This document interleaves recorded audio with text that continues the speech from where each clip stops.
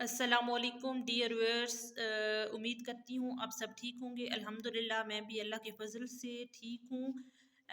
सबसे पहले चैनल को सब्सक्राइब करें, बेल आइकन का बटन दबाना ना भूलें, वीडियो को ज़्यादा से ज़्यादा शेयर करें। डियर व्यूअर्स, मैं आपके लिए चैप्टर फर्स्ट क्लास 10th का जो है क्वेश्चन लेकर आई हूँ। Law of mass action and derive an expression for equilibrium constant for a general reaction. आप ये देख सकते हैं, ये मैंने फुल क्वेश्चन जो है हेडिंग के साथ बनाया है ताकि आपके लिए इस क्वेश्चन को अंडरस्टैंड करना आसान हो जाए, ठीक है, और आपके लिए पेपर में अटेम्पटेशन इजी हो, ठीक है। तो ये मोस्टली जो है वो क्वेश्चन पूछा जाता है तो स्टूडेंट्स कंफ्यूज हो जाते हैं कि ये क्वेश्चन हमने किस तरह अटेम्प्ट करना है। तो यहाँ पे मैंने आपके लिए हेडिंग्स दी हैं ताकि आपको क्लियर करना आसान हो जाए। तो सबसे पहले आपकी हेडिंग है इंट्रोडक्शन।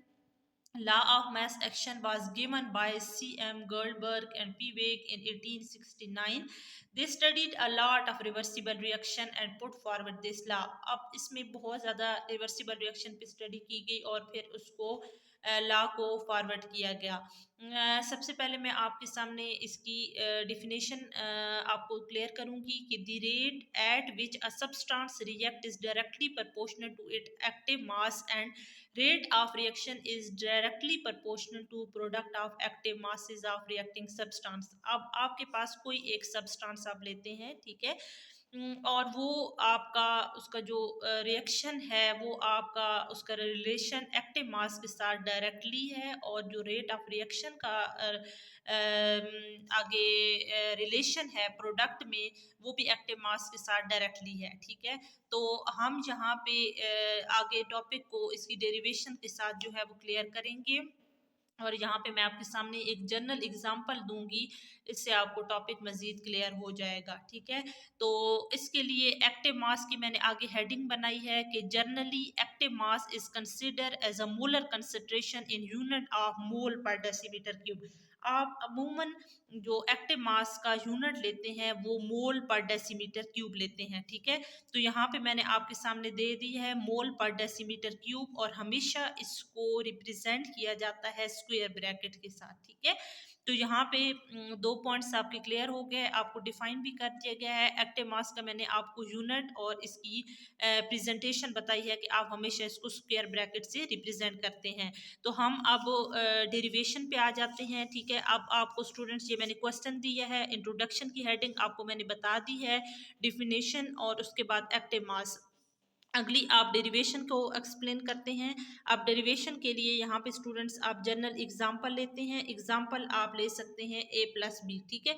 यहाँ पे कोई और भी आप रिएक्टेंट ले सकते हैं, लेकिन यहाँ पे हम जनरल एग्जांपल की भी बात कर रहे हैं, ठीक है। तो यहाँ पे ए प्लस बी ये आपके रिएक्टेंट हैं दोनों, ठीक है, और ये रिएक्शन आपका फॉरवर्ड की तरफ मूव कर रहा है, ठीक है, यानी रिएक्शन आगे मूव कर रहा है, तो आपकी जो प्रोडक्ट बनेगी वो सी प्लस डी बनेगी, ठीक है। अब आप देख सकते हैं कि जब आपका जो प्रोडक्ट है, क्योंकि ये रिवर्सिबल रिएक्शन है, तो जो प्रोडक्ट है ये दोबारा से आपकी जो है वो रिवर्स रिएक्शन में जाएगा। तो हम जब आगे रिएक्शन जाएगा तो ये फॉरवर्ड है, और जब बैकवर्ड जाएगा तो ये आपका रिवर्स रिएक्शन है। तो अब यहाँ पे कह रहे हैं कि suppose A B C and D are the molar concentrations mole per decimetre cube, यानी ए बी सी डी जो आपकी प्रोडक्ट और रिएक्टेंट्स हैं वो आपका, अगर हम उनको कहते हैं कि इनका जो यूनिट है वो मोल पर डेसीमीटर क्यूब है, ठीक है। तो हम यूं भी ए बी सी रिस्पेक्टिवली, ठीक है, यानी आपकी जो मोलर कंसंट्रेशंस हैं mole per decimetre cube of A B C and D respectively. अब यहाँ पे हम करते हैं according to law of mass action. अब यहाँ तक स्टूडेंट्स आपको क्लियर हो जाना चाहिए। इंट्रोडक्शन, डिफिनेशन, एक्टिव मास का हमने यूनिट, उसके बाद आपकी जनरल यहाँ पे रिप्रेजेंटेशन दे दी है, जनरल मैंने एग्जांपल दी है। उसके बाद आप लॉ ऑफ मास एक्शन को जो है उसके अकॉर्डिंग अपने रूल को जो है वो फॉलो करेंगे। अब आप फॉरवर्ड रिएक्शन जब मूव करते हैं, ठीक है, फॉरवर्ड रिएक्शन की तरफ, जैसे अब ये आपके पास है ए प्लस बी, ठीक है, तो ये रिएक्शन आपका आगे की तरफ मूव कर रहा है, तो ये आपका फॉरवर्ड रिएक्शन है। तो हम लिखते हैं कि rate of forward reaction is directly proportional to A and B, ये square bracket A and B. फिर हम क्या करते हैं कि रेट ऑफ फॉरवर्ड रिएक्शन, अब आप डायरेक्टली का साइन जब हटाते हैं तो आपके पास कांस्टेंट आता है, ठीक है। तो यहाँ पे आपके पास कांस्टेंट आ गया। अब ये जो आपके पास डेरिवेशन बनी है, ये जो आपकी एमिकल इक्वेशन बनी है, वो आपकी फर्स्ट इक्वेशन है, ठीक है। ये रेट ऑफ फॉरवर्ड रिएक्शन है, ये डायरेक्टली का साइन आपने हटाया है तो आपके पास यहाँ पे कांस्टेंट आ गया है, ठीक है। अभी हम बात करते हैं रिवर्स रिएक्शन की। तो rate of reverse reaction directly proportional to C and D. अब ये आपका रिवर्स रिएक्शन है, जैसे कि आप ये देख सकते हैं, ये आपका फॉरवर्ड है तो ये आपका रिवर्स रिएक्शन है, ठीक है। तो अब ये reverse reaction is directly proportional C and D.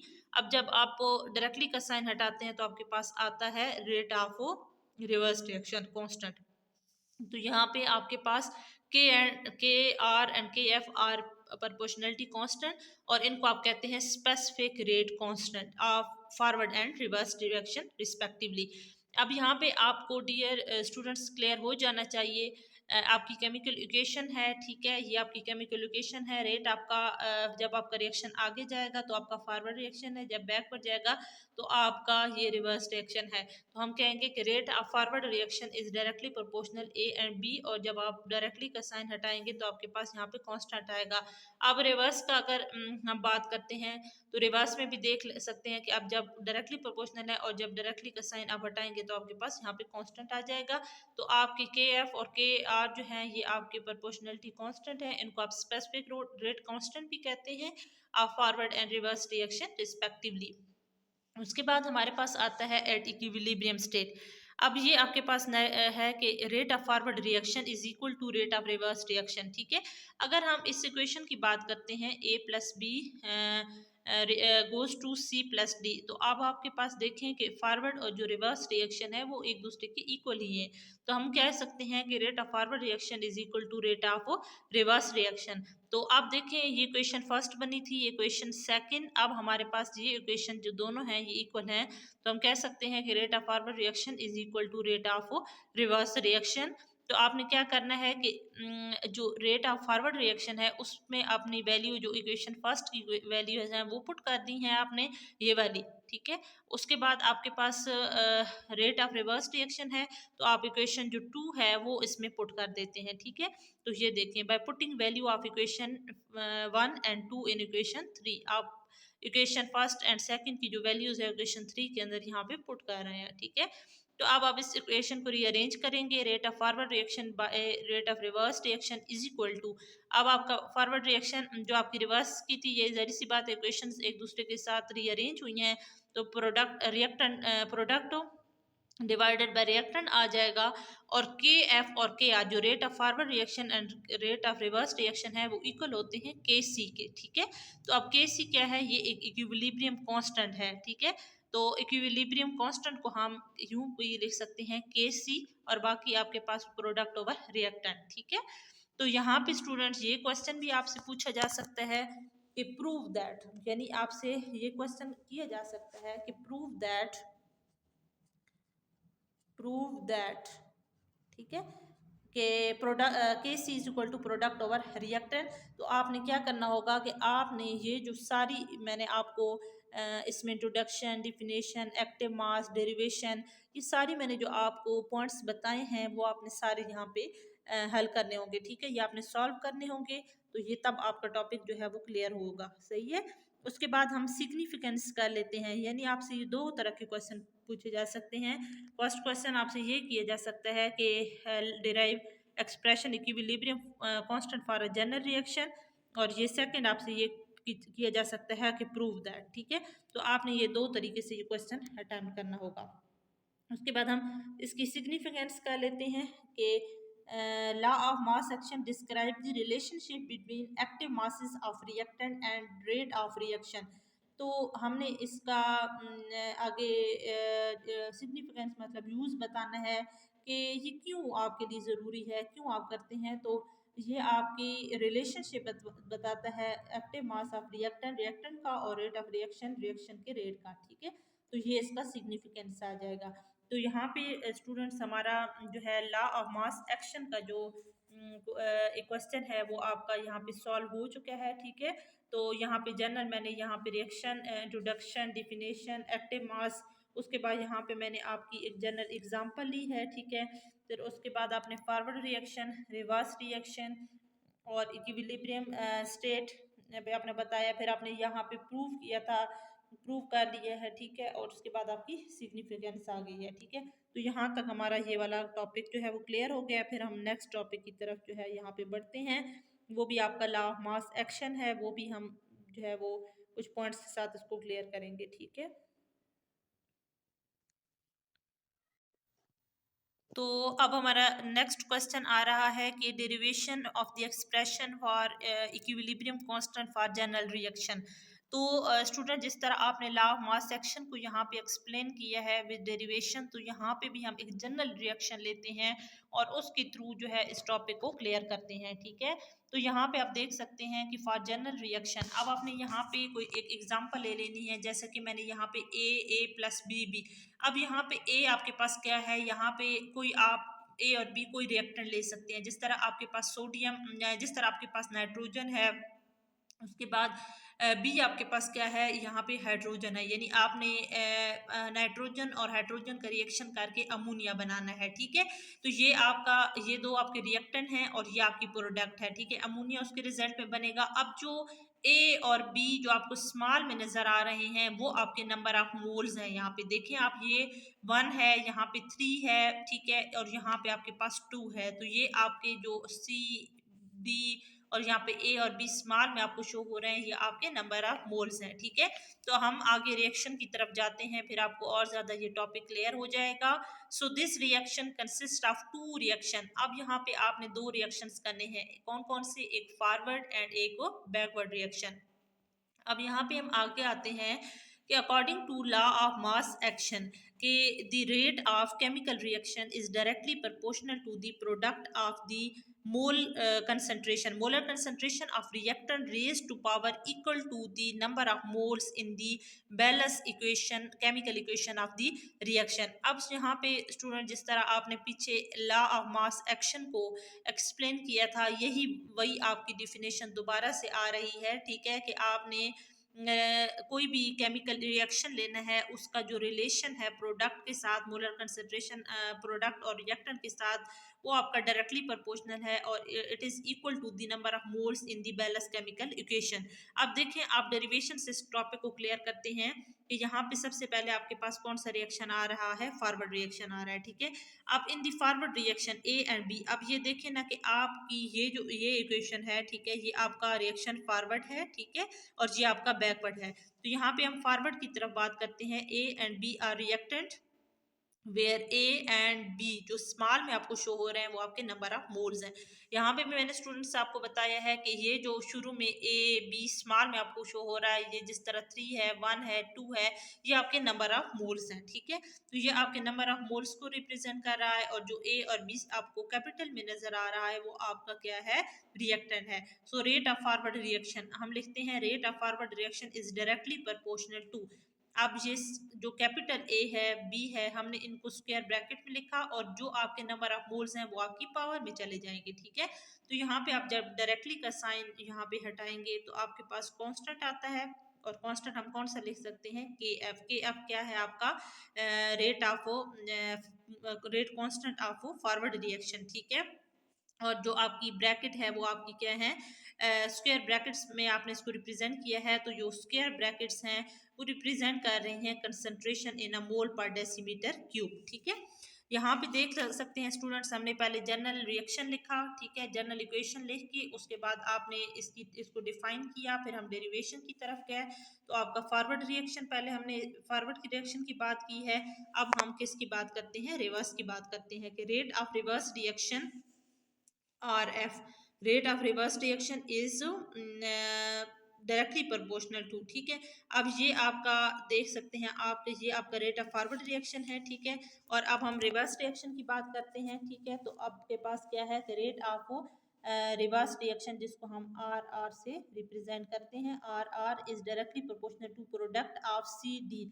अब आपकी जो हम कह सकते हैं कि जो प्रोडक्ट्स हैं वो सी और डी हैं, और जो कैपिटल हैं, ठीक है, और सी जो डी स्मॉल में है वो आपके क्या है, नंबर ऑफ मोल्स हैं इन दी बैलेंस केमिकल इक्वेशन। आप देख सकते हैं रेट ऑफ आपके पास अब यहाँ हमने बात की थी रेट ऑफ फॉरवर्ड रिएक्शन की, तो यहाँ हम बात करते हैं रेट ऑफ रिवर्स रिएक्शन की। ठीक है, तो rate of reverse reaction directly proportional to C and D. और जो आपके पास जब हम कॉन्स्ट डायरेक्टली का साइन यहाँ पे हटाएंगे तो आपके पास कौन सी वैल्यू आएगी, कांस्टेंट की वैल्यू आ जाएगी। ठीक है, तो हम कह सकते हैं कि जो के आर है वो आपका क्या है, रेट कांस्टेंट है ऑफ अ रिवर्स रिएक्शन। हम दोबारा बात कर लेते हैं रेट ऑफ फॉरवर्ड रिएक्शन। आपको फॉरवर्ड रिएक्शन की बात हो रही है, ए और बी आपके फॉरवर्ड रिएक्शन है। ऊपर आपने केमिकल इक्वेशन से यहाँ पे बात की है और उसमें आपकी ए और बी अब ये कैपिटल में है और ये जो स्मॉल में है ये आपके नंबर ऑफ मोल्स हैं जो पावर में चले जाएंगे। अब आपने जब डायरेक्टली का साइन हटाएंगे तो आपके पास क्या आएगा,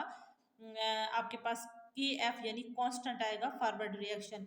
उसके बाद रिवर्स रिएक्शन की बात करें तो rate of reverse reaction is directly proportional to the product of C and D. अब ये प्रोडक्ट्स हैं आपकी, सी और डी आपकी क्या है, नंबर ऑफ मोल्स हैं in a balance chemical equation.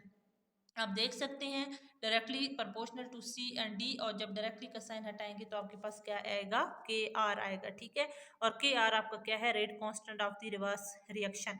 आप इक्विलिब्रियम स्टेट की बात करते हैं कि रेट ऑफ फॉरवर्ड रिएक्शन, जैसे आपने पीछे बात की थी, तो rate of reverse reaction, rate of forward reaction is equal to rate of reverse reaction. अब फॉरवर्ड आर एफ है और rate of reverse reaction R R है, दोनों इक्वल हैं। अब हम क्या करेंगे कि पुटिंग दी वैल्यू, अब आपने आर एफ की जगह पे अपनी वैल्यू पुट करनी है और वो वैल्यू कहाँ से आएंगी, ये वाली जो आपकी वैल्यू है, ये इक्वेशन आपकी फॉरवर्ड रिएक्शन की है कि एफ ए बी। ठीक है, और ये आपकी रिवर्स की है। ठीक है, तो हमने क्या करना है कि फॉरवर्ड और रिवर्स की जगह पे अपनी वैल्यूज पुट कर दी हैं। तो by taking the concentration in one side and the variable on both side of equation, अब आपने क्या करना है, इस इक्वेशन को रीअरेंज करना है, forward divided by reverse reaction. अब प्रोडक्ट ओवर रिएक्टेंट आएगा क्योंकि आपने इसको रीअरेंज किया है। अब आप देख सकते हैं कि K F divided by K R यानी rate of forward reaction is by rate of reverse reaction equal to K C. अब यानी ये के सी की इक्वल आ सकता है और के सी आपका इक्विलिब्रियम कांस्टेंट है, तो हम लिख सकते हैं कि K C is equal to C D divided by A and B. अब यहाँ पे देखें ना स्टूडेंट्स, मैंने क्वेश्चन बनाया है कि ये भी क्वेश्चन आ सकता है कि प्रूव दैट, तो प्रूव दैट में आपने ये करना होगा कि आपने फुल जो क्वेश्चन है, ठीक है, जो मैंने यहाँ पे आपको बताया है, पूरी डेरिवेशन बताई है, आपने इस टॉपिक को क्लियर करना होगा। ठीक है, इस तरीके से आपका क्वेश्चन भी अटेम्प्ट हो सकता है और वैसे भी आपसे क्वेश्चन किया जा सकता है कि आप एक्सप्लेन करें derivation of the expression for equilibrium constant for general reaction, तो आप इस तरीके से भी ये क्वेश्चन कर सकते हैं। ठीक है, तो ये स्टूडेंट सारी आपकी हेडिंग्स थी, हेडिंग से आपके लिए क्वेश्चन को अटेम्प्ट करना इजी हो जाएगा। ठीक है, और उस तरह आपको आप अंडरस्टैंड भी कर सकेंगे, पेपर्स के लिए भी अच्छी अटेम्पटेशन हो जाएगी। ठीक है, तो उम्मीद करती हूँ कि आपको ये टॉपिक क्लियर हो गया होगा। ठीक है, तो इसी तरह मेरे चैनल को ज़्यादा से ज़्यादा सब्सक्राइब करें, बेल आइकन का बटन दबाना ना भूलें, वीडियो को ज़्यादा से ज़्यादा शेयर करें ताकि आपके लिए ये इस तरह की जो है आपके लिए वीडियोस लेकर आऊँ ताकि आपके लिए ये क्वेश्चंस की अटेम्पटेशन इजी हो जाए। ठीक है, तो आज के लिए अल्लाह हाफिज़।